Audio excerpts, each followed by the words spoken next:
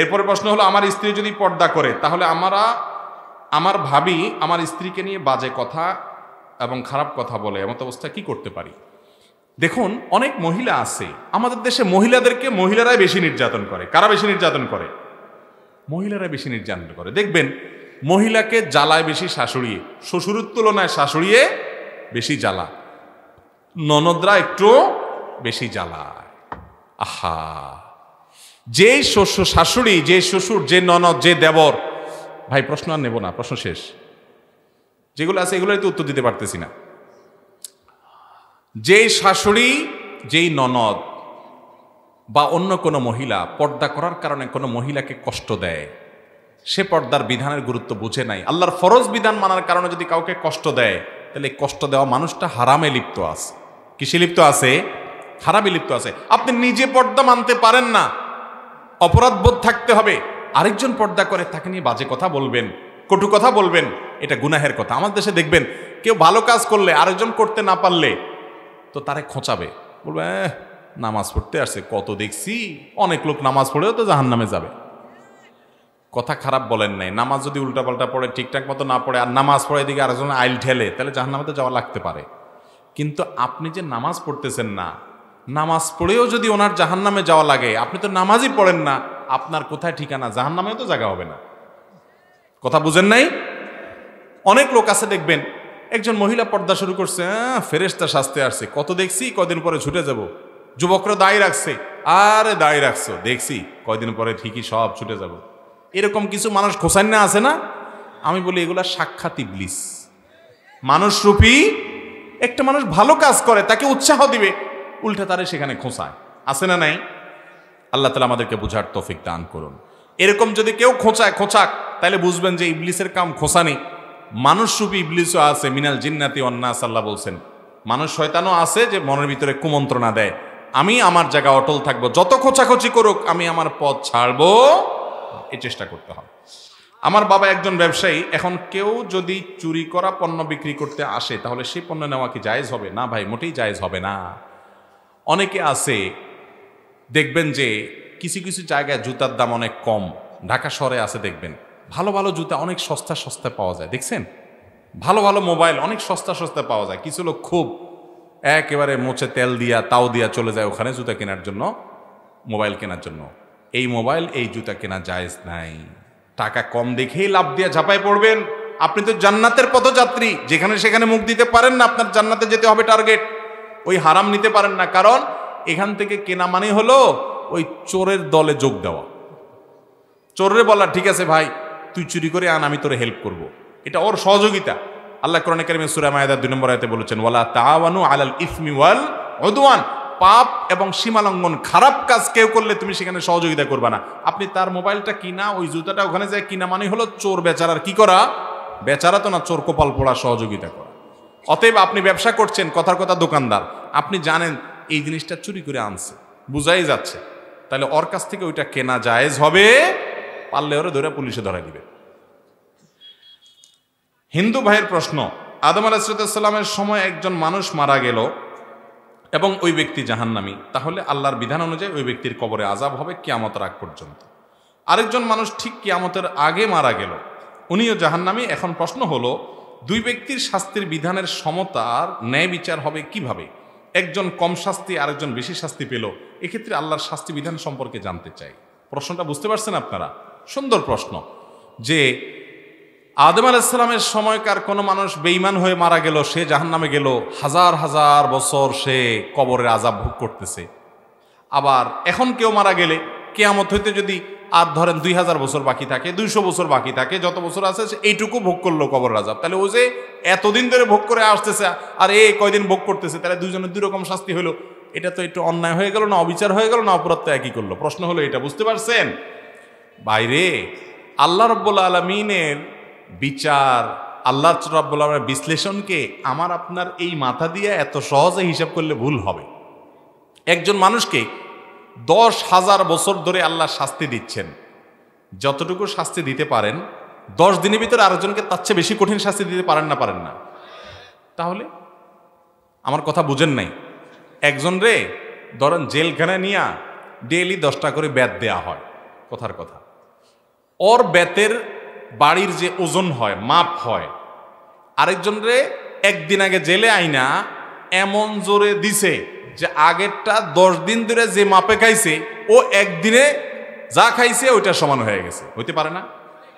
এই সহজ কিছু বুঝেন না? এটা তো দুনিয়ার মানুষই পারে। সেখানে আল্লাহ রাব্বুল আলামিন সূক্ষ্মদর্শী, তিনি লতীফ, তিনি সব কিছু করতে পারেন। অতএব বান্দার মাঝে তিনি জুলুম করবেন না। আল্লাহ কোরআনে বলেছেন আল্লাহ তাআলা জুলুম করবেন না কারোর প্রতি, বান্দার প্রতি। ওমা রব্বুকা বিযাল্লামিল লিল আবিদ, তোমার রব বান্দার প্রতি কোনো জুলুম করবেন না। পাই পাই করে বুঝাই দিবেন, দুনিয়ার কোনো মিটারে ধরা পড়বে না। আল্লাহ তাআলা এরকম ন্যায় বিচার করবেন। আল্লাহ তাআলা কিভাবে করবেন অদৃশ্যের জগতের, সেটা আপনি আমি আমাদের এই সাদা মাথায় একটু চিন্তা করলেও বোঝা যায় সম্ভব। আর আমার বুঝে না আসলেও গায়েবের জগৎকে আল্লাহ রাব্বুল আলামিন কিভাবে নিয়ন্ত্রণ করছেন তার মূল পদ্ধতি কি তিনি ভালো জানেন। আপনি ইমানদার হিসাবে আল্লাহর প্রতি সে বিশ্বাস আপনার থাকবে অবশ্যই যে আল্লাহ রাব্বুল আলামিন জুলুম করবেন না। কিভাবে আল্লাহ তাআলা ব্যালেন্স করবেন, কিভাবে সমন্বয় করবেন, সেটা তিনি ভালো জানেন। দুনিয়াতে আমরা অনেক সমন্বয় করতে পারি, তিনি আরো ভালো পারবেন। তিনি তো মহান সৃষ্টিকর্তা, ঠিক না বেঠিক? এরপরে প্রশ্ন হলো, অনেকেই ছোট বাচ্চাদের কপালে কালো ফোঁটা দেয় যেন নজর না লাগে, আসলে এটা কতটুকু যুক্তিযুক্ত? ভাই, কপালে বাচ্চাদের কালো টিপ দিলে নজর লাগবে না, এটা কুসংস্কার। এর সাথে নজর লাগার না লাগার কোনো সম্পর্ক, বরং ফুটফুটে সাদা পোলাপানের কপালে যদি কালো টিপ দেয় অনেক সময় বরং নজর আরো বেশি লাগার সম্ভাবনা আছে। কারণ ওটা দেখতে এত সুন্দর লাগে, আগে বদনজর না লাগলেও এখন তাকালে না বদনজর লাগতে পারে। বুঝেন নাই কথা? বদনজর থেকে বাঁচার জন্য কি করবেন? এক নম্বর হলো সকাল সন্ধ্যার দোয়াগুলো পড়ে বাচ্চাকে ফু দিবেন। সকাল সন্ধ্যার দোয়াগুলো পড়ে বাচ্চাকে, রাতে শোয়ার সময় 3 কুল পড়ে বাচ্চাকে ফু দিবেন, কোনো অনিষ্ট যেন তার ক্ষতি করতে না পারে। এবং কোনো লোক বদনজর দিয়েছে মনে হলে তার কাছ থেকে পানি পড়া নিবেন, অজু করা পানি নিবেন, সেগুলো বাচ্চাকে গোসল করাবেন, ধোয়াবেন, বদনজর দূর হবে। আর কারোর কাছে বদনজর কিন্তু সত্য, অনেকে মনে করে বদনজরটা কুসংস্কার। না, নবী সাল্লাল্লাহু আলাইহি ওয়াসাল্লাম বলেছেন আল আইনু হাক্কুন, চোখ দিয়া কোনো জিনিস দেখে রাক্ষসে ভাব নিয়ে অনেক সময় দেখে, উরি বাবারে এত সুন্দর, এরকম হইলো, এটারে বলে নজরে হাসেদ, মানে হিংসামূলক ভাবে রাক্ষসে ভাব নিয়ে যদি কেউ তাকায়, তো এই তাকানোর ফলে অনেক সময় ক্ষতি হয়। এর ফলে যে ক্ষতিটা হয় অনেক সময় সূক্ষ্ম ক্ষতি, এটা আমরা বুঝতে পারি না, স্পিরিচুয়াল অনেক দিক থেকে আমরা টেরও পাই না। কিন্তু হাদিসের বর্ণনা বোঝা যায় যে মানুষ রাক্ষসে বা হিংসাত্মক নজর দিয়ে তাকালে কোনো বস্তু বা কোনো ব্যক্তি ক্ষতিগ্রস্ত হতে পারে।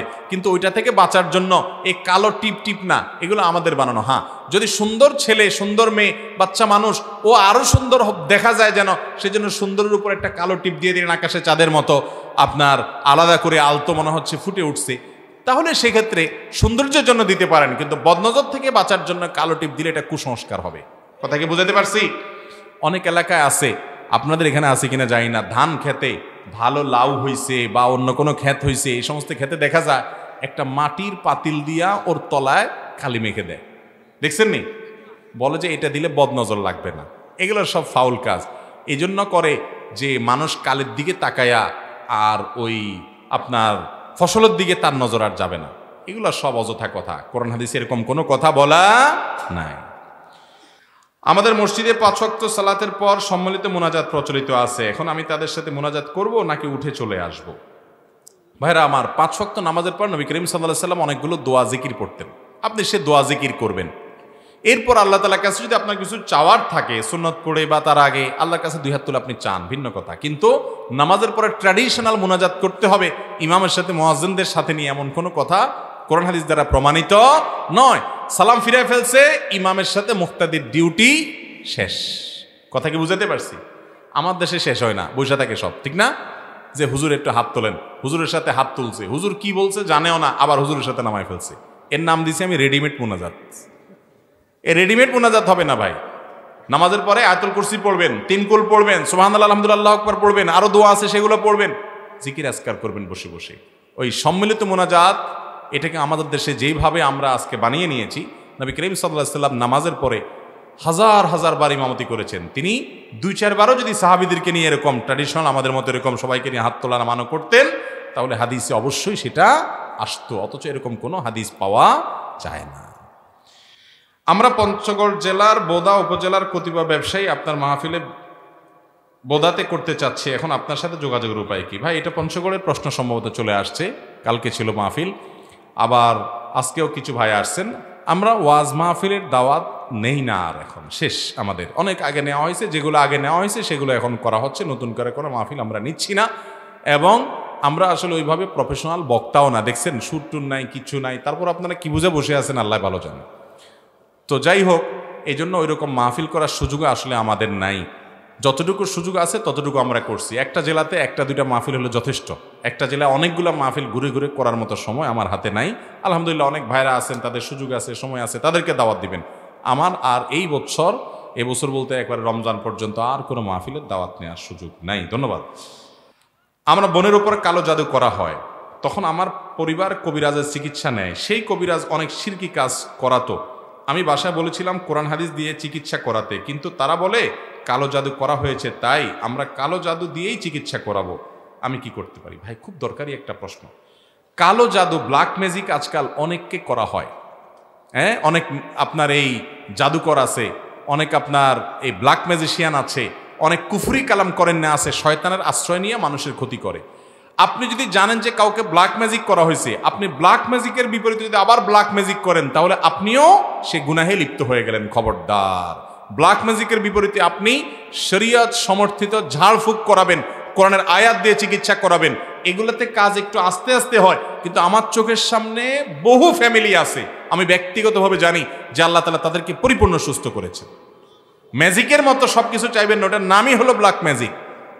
মনে রাখবেন, ওই যে অনেক এলাকায় দেখবেন শয়তানি যারা করে, মাস্তানি গুন্ডামি যারা করে, এরা বড় বড় মাস্তানরা পাতি মাস্তানগুলোকে প্রথমে মারামারি, কাটাকাটি, গন্ডগোল ফাসাদ করে এরপরে বলে, হয় আমার দলে চলে আয়, কিছু টাকা পয়সা দিয়ে আমার দলে যোগ দে, তাহলে আর কোনো ডিস্টার্ব করবো না, আর না হলে তোর সাথে আমার ফাইট চলতে থাকবে। এরকম করে না অনেক সময়? ইবলিস আমাদেরকে কুফুরের দিকে নিয়ে যেতে চায়, কুফুরের দিকে নিয়ে যেতে চায়। এই জন্য ব্ল্যাক ম্যাজিক দিয়ে আপনাকে ক্ষতিগ্রস্ত করে, অসুস্থ করে, আপনাকে সে আবার ব্ল্যাক ম্যাজিকে, অর্থাৎ তার কাছে আবার আসতে বলে। তার কাছে আসছেন, দেখবেন সব ঠিক হয়ে গেছে, কারণ সে ধান্দাই হলো আপনার ইমান নষ্ট করা। এই জন্য ব্ল্যাক ম্যাজিশিয়ান, জাদুকরের কাছে যদি যান আবার জাদু কাটানোর জন্য, ইমানও যেতে পারে। ডেঞ্জারাস বিষয়। কোরআন হাদিস সমর্থিত ঝাড়ফুঁক করবেন, ওইদিকে যাবেন না। কাজ যত আসতেই হোক না কেন, কোরআন হাদিসের মধ্যেই থাকবেন। আমার চুল ছোটবেলায় সাদা হয়ে গেছে, এখন আমি চুলে প্যাকেটের মেহেদি দেই, তাতে সমাজে এটাকে খারাপ চোখে দেখে, তো এমত অবস্থা আমি কি করব? ভাইরা আমার, কারোর চুলে যদি কালো কালার হয়ে যায়, সাদা হয়ে যায়, তিনি চাইলে মেহেদির কালার ব্যবহার করতে পারেন, অন্য কোনো কালার ব্যবহার করতে পারেন। কালো কালার ব্যবহার করবেন, তিনি চুল কালো করবেন না। নবী সাল্লাল্লাহু আলাইহি ওয়াসাল্লাম বলেছেন, গায়রু হাদা শাইব, তোমাদের সাদা চুল, সাদা দাড়ি, এগুলোকে অন্য কালারে পরিবর্তন করবা, তবে ওয়াজান্নিবুস সিওয়াত, কালো কালার দিয়ে পরিবর্তন করবা না। নবী সাল্লাল্লাহু আলাইহি ওয়াসাল্লাম নিষেধ করেছেন, এর মধ্যে আমাদের ক্ষতি আছে, আপনার বুঝে আসুক আর না আসুক, অতএব ওদিকে আপনি যাবেন না। এখন মুশকিল হলো, ওই যে এলাকার মানুষ, আমি বললাম না, বেশিরভাগ ক্ষেত্রে সমাজের মানুষই সকল নষ্টের গোড়া। আশপাশে মানুষই মানুষকে ভালো হইতে দেয় না। একজন মানুষের চুল দাড়িতে তিনি মেহেদি লাগাইছেন, যুবক মানুষ এটা নিয়ে খোঁচাখুচি করে। যারা খোঁচাখুচি করে, ওদের কারণে অনেক মানুষ খারাপের দিকে যায়, এরা সের জন্য দায়ী হবে এবং গুনাহগার হবে। অতএব এইদিকে যাওয়া যাবে না। জোহরের ফরজ নামাজ শুরু হয়ে গেলে এই সময় যদি সুন্নত নামাজের মধ্যবর্তী অবস্থা 2 বা 3 রাকাতে থাকি, তখন কি সুন্নত নামাজ 4 রাকাতই পরিপূর্ণ করব, নাকি 2 বা 3 রাকাতেই সালাম ফিরিয়ে ফরজ শুরু করব? ভাইরা আমার, ফরজ নামাজের আগে জোহরের সুন্নত পড়তেছেন, দ্বিতীয় রাকাতে আপনি আসেন, একামত শুরু হয়ে গেছে, তাহলে দ্বিতীয় রাকাতে সালাম ফিরে ফেলবেন, আর 4 রাকাত পড়বেন না। কারণ ইযা উকিমাতিস সালাতু ফালা সালাতা ইল্লাল মাকতুব, হাদিস শরীফে আসছে, নামাজের একামত শুরু হয়ে গেলে আর ফরজ নামাজ ছাড়া কোনো নামাজ পড়া যাবে না। এই জন্য দ্বিতীয় রাকাতে যেহেতু আসেন, একটা স্টেশনে আসেন, এবার আত্তাহিয়াত পড়ে, দুরূদ পড়ে, সালাম ফিরে আপনি জামাতে যোগদান করেন। কথা বুঝাতে পারছি? আর যদি তৃতীয় রাকাতে থাকেন, তাহলে সেক্ষেত্রে সাথে তাড়াতাড়ি করে আরেকটা রাকাত যোগ করে এরপরে আপনি জামাতে যোগদান করে ফেলেন।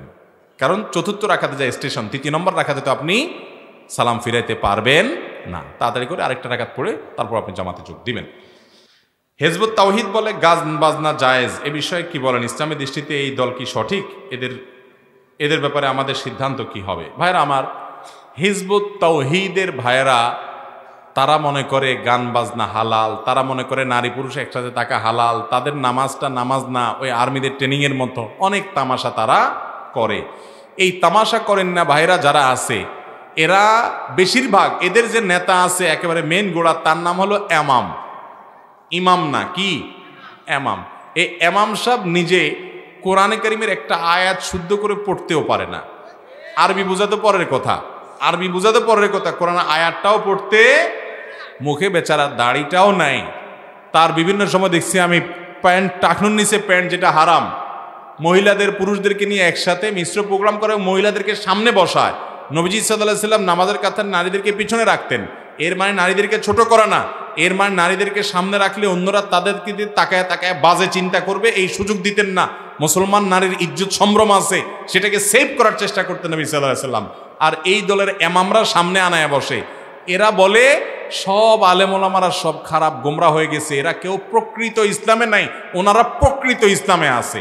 আর নবীজি সাল্লাল্লাহু আলাইহি সাল্লাম বলেছেন, মান কালা হালাকান নাস ওয়া হুয়া আহলাকুহুম, যারা বলবে সমাজের সবাই হালাক হয়ে গেছে, সবাই নষ্ট হয়ে গেছে, এই কথা যে বলবে ও হলো বড় নষ্ট, নবীজি বলছেন। অতএব এদের বিভ্রান্তি থেকে আমাদেরকে দূরে থাকতে হবে, সচেতন সাবধান থাকতে। এদের কাজই দেখবেন আলেম ওলামাদের বিশুদ্ধার করা। আলেমরা নবীর ওয়ারিস, আলেমদেরকে বিশুদ্ধার করলে আর ইসলামই থাকে না। কোরআন হাদিস কার কাছে থাকবে? এরাই তো কোরআন হাদিস ইসলামের ধারক বাহক। ভুল থাকলে ভুলের সমালোচনা হতে পারে, কিন্তু ঢালাও ভাবে এরা আলেম ওলামাদের সমালোচনা করে। এদের বিভ্রান্তি থেকে আল্লাহ তাআলা আমাদেরকে দূরে থাকার তৌফিক দান করেন। আমার 1 ঘন্টার মতো একটা আলোচনা ইউটিউবে আছে। এদের বিভ্রান্তিগুলো তাদের বই পুস্তক কিনে এনে আমি তন্ন তন্ন করে পড়ে সেগুলো বের করে দেখিয়েছি। ওটা পুরোটা শুনলে আপনি বুঝতে পারবেন এটা যে একটা আস্ত একটা ভ্রান্ত দল। আল্লাহ তাআলা এদের বিভ্রান্তি থেকে আমাদের মুসলমান ভাই বোনদের ঈমান আমলকে হেফাজত করার তৌফিক দান করুন। মসজিদ কমিটির সদস্য বেনামাজি হলে কোনো সমস্যা আছে কিনা? সমস্যা হলো ওই ভদ্রলোকের মসজিদ কমিটির লোক হওয়ার যোগ্যতা নাই। কারণ আল্লাহ তাআলা কোরআনে কারিমে বলেছেন, ইন্নামা ইয়ামুরু মাসাজিদাল্লাহ, নিশ্চয় আল্লাহর ঘর আবাদ করবে কারা? মান আমানা বিল্লাহ, এক যোগ্যতা এক থাকতে হবে, তাদের মধ্যে ঈমান থাকতে হবে, ওয়াল ইয়াউমিল আখির, আল্লাহ এবং আখিরাতের প্রতি ঈমান থাকতে হবে, ওয়া আকামাস সালাহ, নামাজ পড়তে হবে, ওয়া আতাজ যাকাত, পয়সালা হলে যাকাত দিতে হবে, ওয়ালাম ইয়াখশা ইল্লাল্লাহ, আল্লাহ ছাড়া কাউকে পরোয়া করবে, দুনিয়ার ধান্দা কিছু করবে না, আল্লাহর ঘরে আল্লাহর বিধান অনুযায়ী চলবে, সেখানে কাউকে পরোয়া করবে না। এই 4 যোগ্যতা যদি থাকে তারা মসজিদ আবাদ করবে। এখন দেখা যাবে অনেক মসজিদে আছে ওই সভাপতি সাহেব, সেক্রেটারি সাহেব, সদস্য সাহেব নিজেই নামাজ পড়ে না। তো আল্লাহর বান্দা এখনো মসজিদে মুসল্লি হওয়ার যোগ্যতা হলো না, এই কমিটি কিভাবে সদস্য হবে? তারপরেও আল্লাহর অনেক বান্দা আছেন যে মসজিদ কমিটির সদস্য হওয়ার উসিলাতে আস্তে আস্তে মসজিদের দিকে আগায় আসেন। এরকম যদি হয় তাহলে তাকে আগায় আসতে সুযোগ দেওয়া উচিত এবং আন্তরিকতা দিয়ে তাকে দাওয়াত দেওয়া উচিত। কিন্তু ধরে ধরে শুধু পয়সার জন্য বেনামাজি ধরে ধরে কমিটির সদস্য বানানো উচিত না। হারাম উপার্জন থেকে জেনে বুঝে মসজিদ মাদ্রাসায় লাগানো যাবে কিনা? আল্লাহ তাআলা বলেছেন, ইন্নাল্লাহা তাইয়্যিবুন লা ইয়াকবালু ইল্লা তাইয়্যিবা, আল্লাহ পবিত্র, পবিত্র ছাড়া কিছু গ্রহণ করেন না। অতএব আল্লাহর রাস্তায় দান করতে হলে কোনটা দান করতে হবে? হালাল এবং পবিত্রটা দান করতে হবে। হারাম টাকা দান করলে তার সওয়াব পাওয়া যাবে না। আল্লাহ তাআলা আমাদেরকে হালালটা দান করতে বলেছেন। বিধায় মসজিদ মাদ্রাসা হালাল টাকা দিবেন, হারামটা দিবেন। হারাম যেটা সেটা যার টাকা আত্মসাৎ করছেন তাকে ফেরত দিবেন। ওটা মসজিদ মাদ্রাসা অজায়গায় দিলে লাভ নাই, জায়গাটা জায়গা দিতে হবে। কথা কি বুঝাতে পারছি? অনেক লোক আছে সারা জীবন হারাম হালাল বাজ বিচার নাই, পয়সা করি কামাইয়া ইয়া বড় উনি পয়সালা হয়ে গেছে, এখন এখানে 50,000, ওখানে 1 লাখ, ওখানে 2 লাখ দিয়ে দিচ্ছে, সব 2 নম্বর টাকা। দুনিয়ার মানুষের কাছে দানশীল হইতে পারেন, আল্লাহ জানে সব চোরাই টাকা। অতএব আল্লাহর কাছে সওয়াব পাওয়া যাবে। আল্লাহর কাছে সওয়াব পাইতে হলে এই টাকা যাদেরটা আত্মসাৎ করছেন ওদের কাছে ফেরত দিয়ে আসতে হবে। কথা বুঝেন নাই? ওইটা মসজিদ মাদ্রাসার ওয়াজ মাহফিলে দিলে হবে? ভাইরা আমার, বান্দার হক বড় জটিল বিষয়। আল্লাহ তাআলা কিয়ামতের ময়দানে প্রতিটা পয়সার বিচার করবেন। একজন রিকশাওয়ালার গায়ের জোরে 10টা টাকা ভাড়া দেন নাই, আল্লাহ তাআলা কিয়ামতের ময়দানে পাই পাই করে হিসাব করে রিকশাওয়ালাটা বুঝাই নিয়ে দিবেন। ওই দান দক্ষিণা করে কালো টাকা সাদা করতে পারবেন না। দুনিয়ার সিস্টেমে কিছু ট্যাক্স ভ্যাট দিয়া কালো টাকা সাদা করণ যায়। 2 নম্বর টাকা অনেক কামাইলেন, কিছু আল্লাহরে দিয়ে আর বাকিগুলো হালাল হয়ে গেল, এত সহজ না। যার টাকা তাকে ফেরত দিতে হবে অন্যায়ভাবে উপার্জন করে থাকলে। ওই যে কোন ব্যক্তির ঘটনা শুনছিলাম যে সে চুরি করে একটা গরু নিয়ে আসছে, আইনা কোরবানি দিয়ে দিছে। এরপর দেওয়ার পরে বলছে যে চুরি করলাম এটা গুনার কাজ, আর কোরবানি করলাম এটা সওয়াবের কাজ, তাহলে গুনাহ আর সওয়াবে কাটাকাটি হয়ে গেল, গোশত খাওয়াটা ফাও হয়ে গেল। এইরকম চালাকি করলে মুগুরের মায়ের একটাও নিচে। মসজিদ মাদ্রাসা বা দিনী কাজে সবসময় হালাল টাকা দিতে হবে। এটা ভালো কথা বলছেন। যারা নিচ্ছে মসজিদ মাদ্রাসায়, খুব দরকারি প্রশ্ন, মসজিদ মাদ্রাসা কর্তৃপক্ষেরও উচিত বুকের পাটায় বল থাকতে হবে, পিঠে মেরুদণ্ড থাকতে হবে, বলতে হবে যে বিনয়ের সাথে বলতে হবে, কৌশলে। যদি জানেন যে এই লোক হারাম টাকা দিচ্ছে, বলবেন যে দেখেন আমাদের আপাতত লাগবে না, আপনি অন্য কোথাও দেন, ঘুরায় ফিরায় বলবেন। আর যদি বলতে পারেন সুন্দরভাবে বিনম্রতার সাথে বুঝাই দিবেন, দেখেন হালাল টাকা দেওয়ার চেষ্টা করেন আপনি, আমরা হালাল টাকা গ্রহণ করি। আর যদি মনে করেন যে এটা বললে গন্ডগোল হবে, তাহলে আপনি অ্যাভয়েড করেন। আর অন্তত এত কিছু যদি করতে না পারেন, একটা কাজ করেন, যেমন আমাদের আসুন্নাহ ফাউন্ডেশনে সারা দেশের মানুষ 10 টাকা 20 টাকা 50 টাকা দান করে, এটা দিয়ে লক্ষ লক্ষ টাকা হয়, সেটা আমরা মানুষের সেবামূলক কাজ করি, দিনের কাজ করার চেষ্টা করি। আমাদের যারা সদস্য হতে চায়, আমাদের ফরমে লেখা আছে, নিয়মে লেখা আছে, অবশ্যই হালাল টাকা দিতে হবে, আমরা কোনো হারাম টাকা চাই না। আপনি আমাদের এখানে সদস্য পদ নেবেন, হালাল টাকা দিয়ে নিতে হবে, আমরা শর্ত দিয়ে দিই। এরপরে যদি সে দেয় হারামটা, তা আল্লাহর সাথে বুঝবে। আমি অন্তত বলি, মসজিদ কমিটির পিঠে এতটুকু মেরুদণ্ড থাকা উচিত, মাদ্রাসা কমিটির, যে আমার মাদ্রাসা একটু চকচক কম করুক, কিন্তু আমি হালাল টাকা নিব। ওই হালাল টাকার বিল্ডিংয়ে পড়ে যে ছেলে পড়বে, ও মানুষের মতো মানুষ হবে। এখন তো আমাদের এসব নাই, চকচক করতে হবে মাহফিল, টাকা হারাম টাকা দিয়ে হইলেও হইতে হবে। আল্লাহ আমাদেরকে বুঝার তৌফিক দান করুক। এই যে বাইতুল্লাহ, মসজিদে হারাম, মসজিদে হারামে কালো কাবা, কালো গেলাফে মোড়ানো যে কাবা, এই কাবার এক পাশে যারা গেছেন জানেন, বুক পরিমাণ একটা ওয়াল দিয়ে ঘেরাও করা আছে, এটাকে হাতিমে কাবা বলে। এটা কিন্তু কাবার ভেতরের অংশ ছিল, এর ভিতরের অংশটা কাবার ভিতরের অংশ। মূলত ইব্রাহিম আলাইহিস সালাম যে কাবা বানাইছেন, এটাও ভিতরে ছিল। কিন্তু আমাদের নবী করিম সাল্লাল্লাহু আলাইহি সাল্লামের দাদা আব্দুল মুত্তালিবের আমলে, ওনার তত্ত্বাবধানের নেতৃত্বে যখন কাবা পুনর্নির্মাণ করা হয়, ওনারা মুশরিক ছিলেন মক্কার, কিন্তু তারা হালাল হারাম বুঝতো, তারা পর্যন্ত বুঝতো। তারা বলছিলেন যে হারাম টাকা আমরা নেব না, আল্লাহর ঘর বানাইতে শুধু হালাল টাকা নেব। তারা জানে সমাজে কার কামাই রোজগার কি, এই জন্য তারা হালাল টাকা দিয়ে বানাইতে গিয়ে টাকার অভাব পড়ছে, এইটুকুরে আর মসজিদ বানাইতে পারে না, উঁচু করে রাখছে। আজও পর্যন্ত কাবার ওই অংশ ওইভাবেই আছে, এখনো পর্যন্ত কাবার মূল অংশের সাথে নাই। পৃথিবীর মানুষ যেন শিক্ষা গ্রহণ করে। অথচ আমাদের মসজিদ মাদ্রাসা বলেন, দ্বীনি শিক্ষা প্রতিষ্ঠান বলেন, আমরা এখানে হারাম খোর না হালাল খোর দেখা নাই, টাকা দিলেই মারহাবা মারহাবা ছিল, ঠিক না ভাই? ঠিক। অতএব মসজিদ মাদ্রাসার লোকরা, ইমাম সাহেবরা মিম্বর থেকে বলবেন, খবরদার আল্লাহর ঘরে হারাম টাকা দিবেন না, টাকা কম থাকুক তাও ভালো, হারাম টাকা চাই না। এখন পয়সা হলে সবাই তার মাথায় তেল দেয়, হুজুররাও মারহাবা বলে। আল্লাহ আমাদেরকে বুঝার তৌফিক দান করুন। প্রচলিত জন্ম নিয়ন্ত্রণ পদ্ধতিগুলো শরীয়তে জায়েজ কিনা? ভাইরা আমার, জন্ম নিয়ন্ত্রণের স্থায়ী পদ্ধতি যেগুলো, যেমন লাইগেশন, একসাথে আর বাচ্চা কোনোদিন নেওয়ার কোনো সুযোগ থাকবে না, চিরতরে বন্ধ করে ফেলা, এটা হারাম। সকল ওলামা একরামের ঐক্যমতে এটা কি হারাম। স্থায়ী না হয়ে যদি অস্থায়ী জন্ম নিয়ন্ত্রণ হয়, সাময়িক জন্ম নিয়ন্ত্রণ হয়, সেটা কন্ডমের ব্যবহারের মাধ্যমে হতে পারে, পিল খাওয়ার মাধ্যমে হতে পারে, বা অনেক আধুনিক পদ্ধতি বের হয়েছে 3 মাস 6 মাসের জন্য, লিমিটেড 1 বছর 2 বছরের জন্য। এটা জায়েজ হতে পারে শর্ত সাপেক্ষে। শর্ত কি? এই জন্ম নিয়ন্ত্রণের উদ্দেশ্য যদি হয় যে এই মুহূর্তে একটা বাচ্চা আছে, আরেকটা বাচ্চা হয়ে গেলে 2টা মানুষ করা কষ্ট হয়ে যাবে, অথবা এমন জায়গায় বাসা আছে যে এই বাচ্চাটা এখন কোলেপিঠের করে মানুষ করার মতো লোক নাই, এঙ্গেজ আছেন তারা 2 জনের স্বামী স্ত্রী, অথবা তাদের জন্য কষ্ট হয়ে যাবে, অথবা স্ত্রীর শরীর অবস্থা এত খারাপ যে এখন আরেকটা বাচ্চা নেওয়া রিস্ক হয়ে যাবে, কষ্ট হয়ে যাবে, এই জাতীয় কারণে জন্ম নিয়ন্ত্রণ করা যায়, জন্ম বিরতি দেওয়া যায় অস্থায়ী পদ্ধতিতে। কিন্তু যদি উদ্দেশ্য হয় যে না আমাদের ইনকাম তো কম, এখন আরেকটা বাচ্চা হলে খাবে কি, এই চিন্তায় যদি জন্ম নিয়ন্ত্রণ করে, সেটা হারাম। সেটা কি হারাম, পরিষ্কার হারাম। কারণ আল্লাহ তাআলা কোরআনে কারিমে বলেছেন, লা তাকতুলু আওলাদাকুম খাশিয়াতা ইমলাক, তোমাদের বাচ্চাদেরকে তোমরা হত্যা করবে না খাদ্য দেওয়ার ভয়ে, রিজিক দেওয়ার ভয়ে। নাহনু নারযুকুহুম ওয়া ইয়্যাকুম, আমি আল্লাহ বলছেন আমি তোমাদেরকে, তোমাদের সন্তান সবার রিজিক আমি দেব। ভাইরা আমার, আমাদের দেশে মানুষ এখন একটা স্লোগানের কাছে কাবু হয়ে গেছে, কি? ছোট সংসার সুখী সংসার। শুনছেন আপনারা? মানে ছেলে হোক মেয়ে হোক, 1-2টা থাকলে তারা নাকি অনেক সুখী হয়। আমরা তো দেখি যে এদের চাইতে দুঃখী আর কেউ নেই। আরে ভাই, মানুষ এটা কখনো কোনো জায়গার জন্য বোঝা না, মানুষ এটা সম্পদ। হ্যাঁ, সাময়িক জন্মবিরতিকরণ হতে পারে বিশেষ কারণে, কিন্তু একবার যদি জন্ম নিয়ন্ত্রণ করতে করতে মানুষের জন্মের হার অনেক বেশি কমে যায়, প্রেডিকশন অনুযায়ী দেখা যায় একটা সময় আরো ক্রাইসিস হবে, মানুষের অভাব দেখা দিবে, এরপরে আর মানুষের জন্মের হারকে জায়গায় আনা যায় না। চায়নাতে এখন জন্মের হার বাড়ানোর জন্য সরকার ভর্তুকি দিয়েও বাড়াতে পারছে না। পৃথিবীর অনেক উন্নত দেশ বাচ্চা হলে সরকার পুরা সব ঢেলে দেয়, টাকা দেয়, পয়সা দেয়, এটা দেয় সেটা দেয়, বাচ্চা হলেই পাচ্ছে। কেন? কারণ মানুষের অভাব।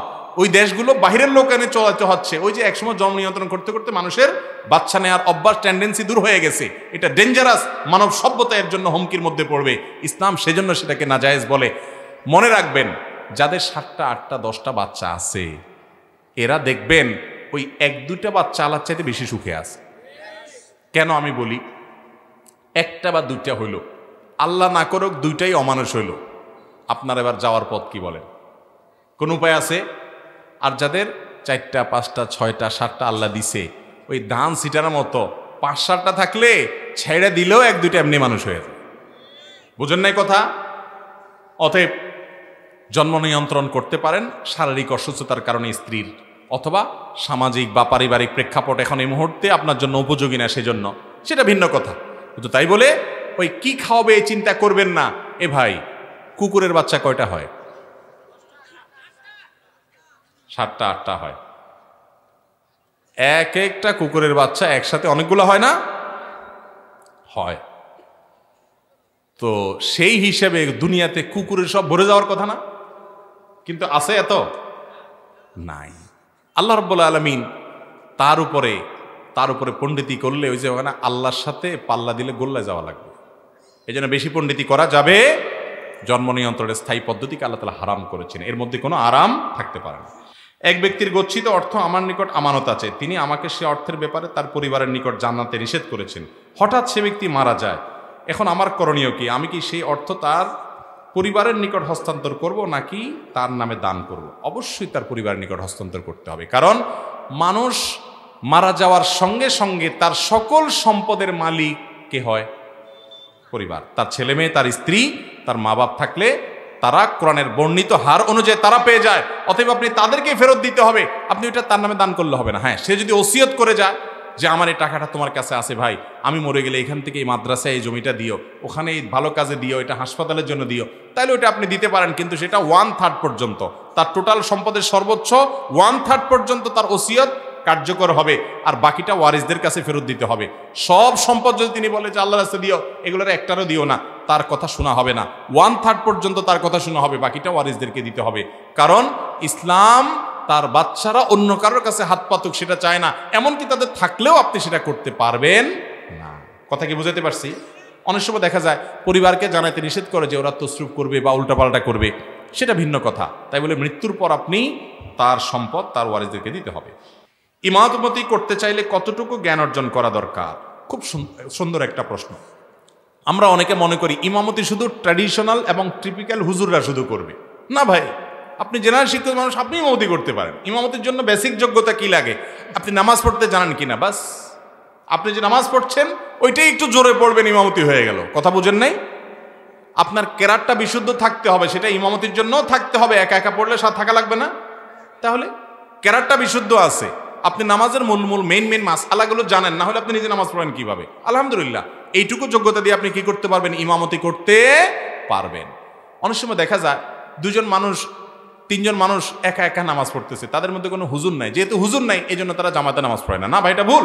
এই 3জনের মধ্যে তুলনামূলকভাবে যিনি একটু ভালো পারেন কেরাত সূরা, উনি ইমামতি করবেন। তারপরও কি করতে হবে? জামাতে নামাজ পড়তে হবে। সাধারণ মানুষও ইমামত করতে পারে। তবে হ্যাঁ, মসজিদের স্থায়ী ইমাম হওয়ার জন্য অবশ্যই একজন হাফেজ আলেম হইতে হবে, যিনি মাসলা মাসাইল অনেক বেশি জানেন। কিন্তু টেম্পোরারি 1 ওয়াক্ত 2 ওয়াক্তের ইমামতির জন্য আপনি কোথাও যাচ্ছেন, কয়েকজন মিলে ঘরে একসাথে নামাজ পড়তেছেন, জামাতের সাথে নামাজ পড়বেন। কারণ জামাতে নামাজ পড়লে একা নামাজ পড়ার চাইতে 27 গুণ বেশি সওয়াব। অতএব জামাতে নামাজ পড়বো তো ইনশাআল্লাহ। ফুটবল খেলার মধ্যে ফরজ তরক করা হয়, সেটা কবিরা গুনাহ। কিন্তু আমরা যারা ফুটবল খেলা দেখি, আমাদের গুনাহ হবে কিনা?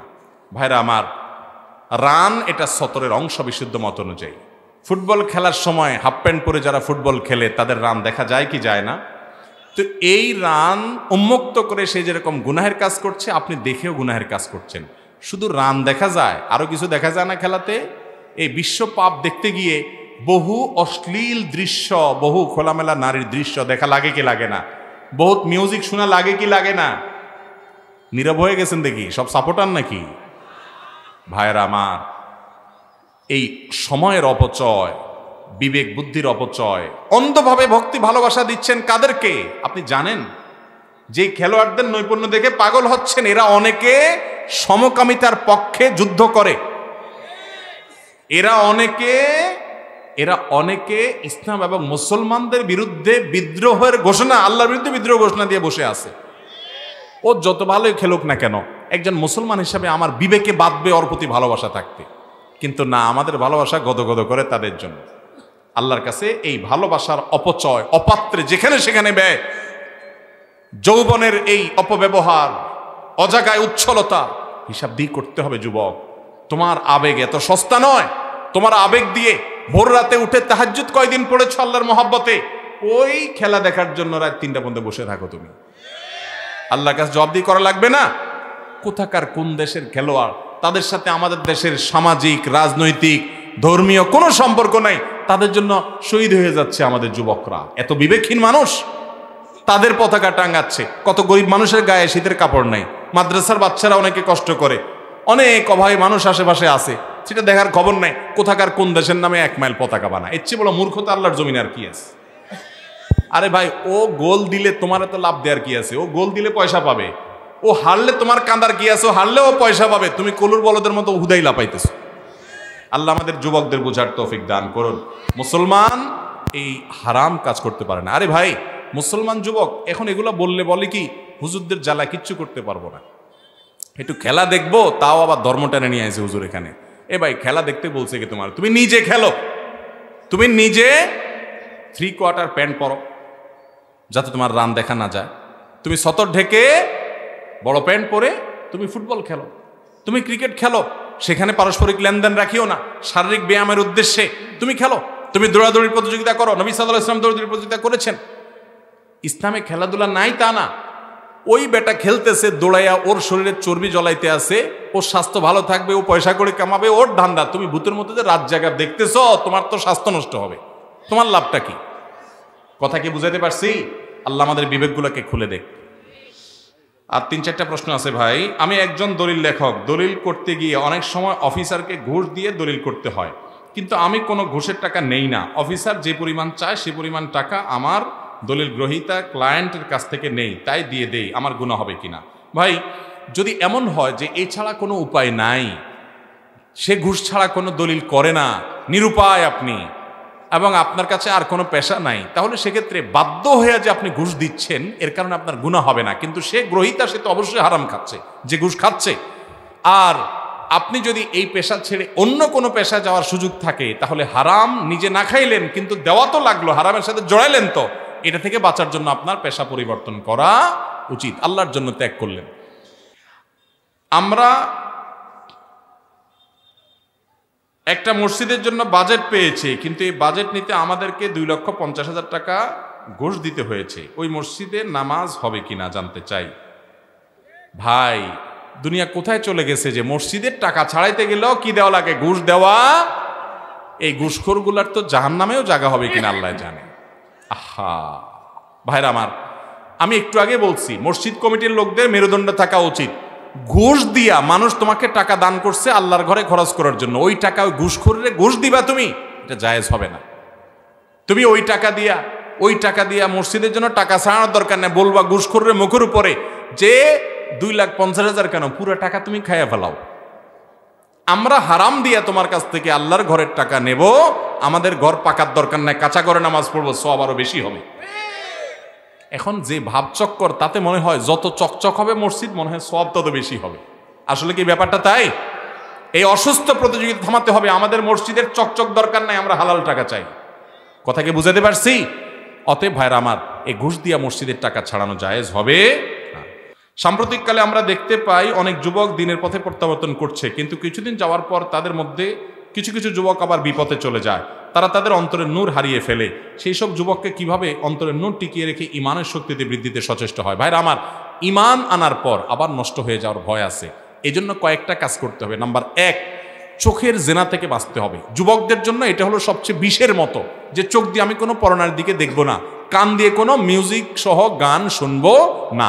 এই দুইটা জিনিস যদি থেকে বাঁচতে পারেন, আর হারাম খাওয়া উপার্জন থেকে বাঁচতে পারেন, দেখবেন আপনি ইমানের নূর পাবেন ইনশাআল্লাহ। আপনি কিছুদিন করে দেখেন, দেখবেন ইমান নূর পাবে, ইবাদতের স্বাদ পাবেন। নাম্বার 3, নেককার ভালো নেককার মানুষদের সাথে থাকবেন, আল্লাহওয়ালা, আমলওয়ালা, মুত্তাকি, পরহেজগার, আল্লাহর ভয় আছে এই মানুষগুলোর সাথে, যারা হারামের ধারে কাছে যায় না জীবন গেলেও, তাদের সাথে থাকবেন। নাম্বার 4, আল্লাহর কাছে দোয়া করবেন, রব্বানা লা তুজিগ কুলুবানা বা'দা ইয হাদাইতানা ওয়া হাব লানা মিন লাদুনকা রাহমা ইন্নাকা আনতাল ওয়াহ্হাব। হে আমার রব, হেদায়েত যেহেতু একবার দিবেন আর আমাকে পথভ্রষ্ট করবেন না। আল্লাহর কাছে দোয়া করবেন, আল্লাহ ইনশাআল্লাহ হেদায়েতের উপর রাখবেন। ইহদিনাস সিরাতাল মুস্তাকিম যখন পড়বেন, হেদায়েত চাইবেন, চোখের পানি ফেলবেন, ইনশাআল্লাহ আল্লাহ তাআলা হেদায়েতের উপর রাখবেন।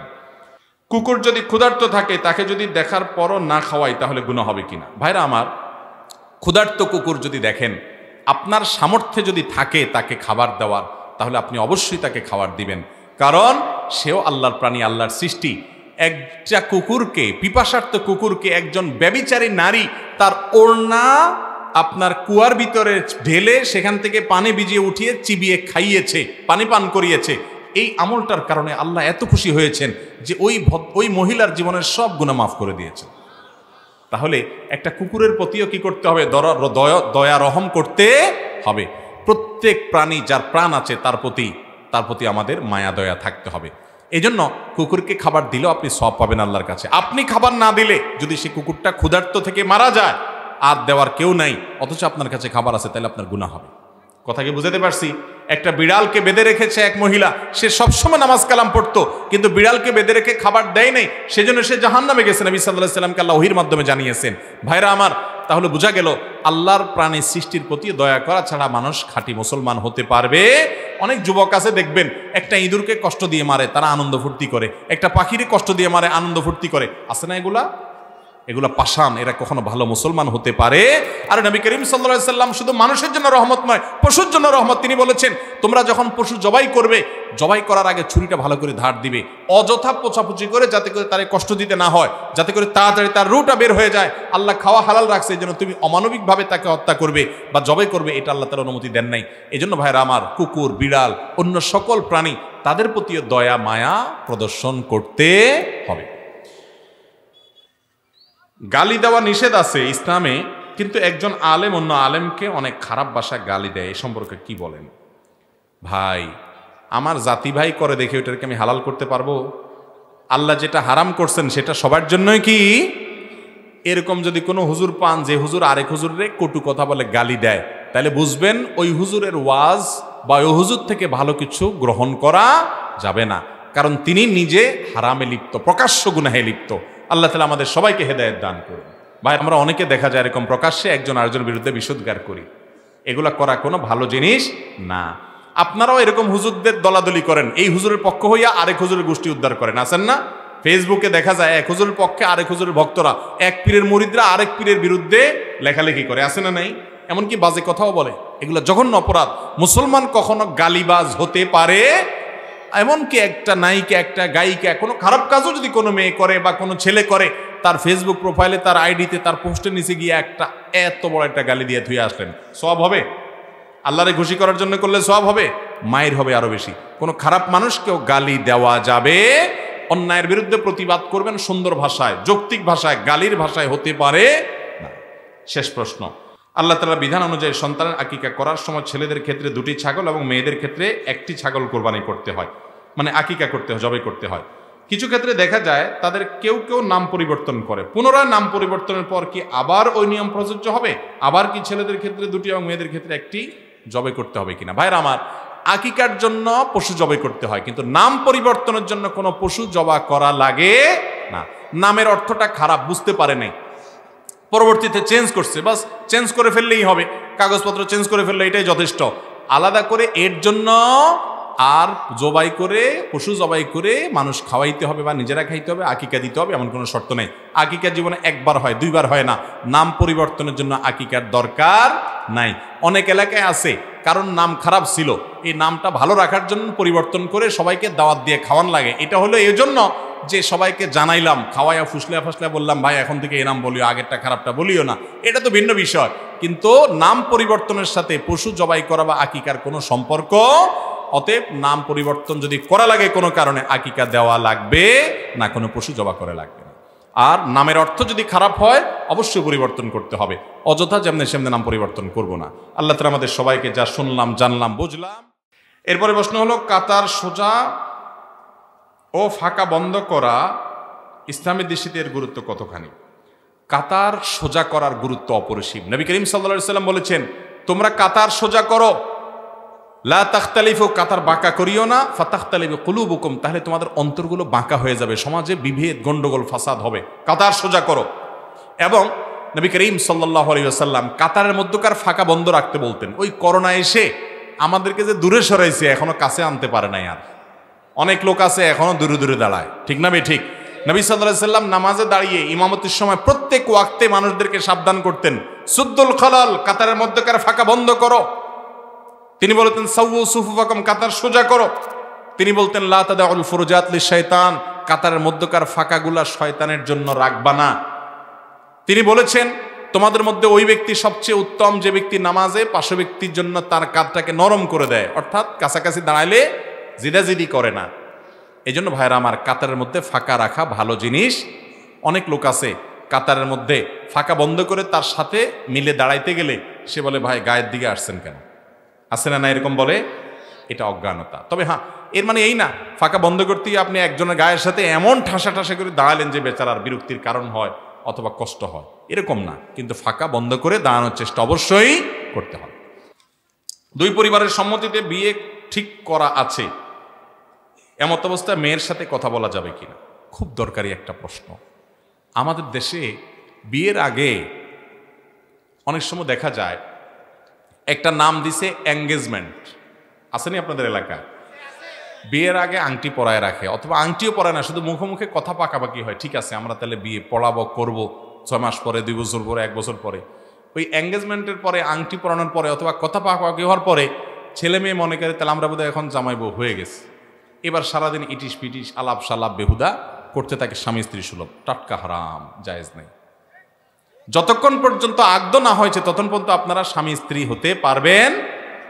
এতই যখন ইচ্ছা তাহলে আগদটা করাই ফেলান। আবার ঝুলা রাখবেন কেন? এঙ্গেজমেন্ট আবার কি? এঙ্গেজমেন্ট জিনিসটা কি? ইসলামে কোনো এঙ্গেজমেন্ট ফ্যাঙ্গেজমেন্ট নাই। আগদ হয়ে গেছে, বিয়ে হয়েছে, আগদ হয় নাই, বিয়ে নাই, শেষ। আমাদের দেশে এটা আরেক রোগ, যে বিয়ের কথা বলে ওই কলা দিয়া ঝুলায় রাখে। আংটি একটা পরায় দিছে, এই মেয়ের আর কোথাও বিয়ে দিতে পারবেন না, আমরা দখল করে নিছি। তো দখলই যখন করছো ভাই, আগদ পড়ায় দাও, ছেলে মেয়ে দূরে থাকবে, এখন থাকুক, সমস্যা নেই, পরে উঠাউঠি করিও। তারা যে পারস্পরিক আলাপ সালাপ করবে সেজন্য হারাম না হয়। অতএব বিয়ের ইজাব, প্রস্তাব কবুল হবে, খুতবা হবে, বিয়ে পড়ায় দিবেন। বিয়ে পড়ায় দিছেন, উঠায় নিবেন পরে, ঠিক আছে।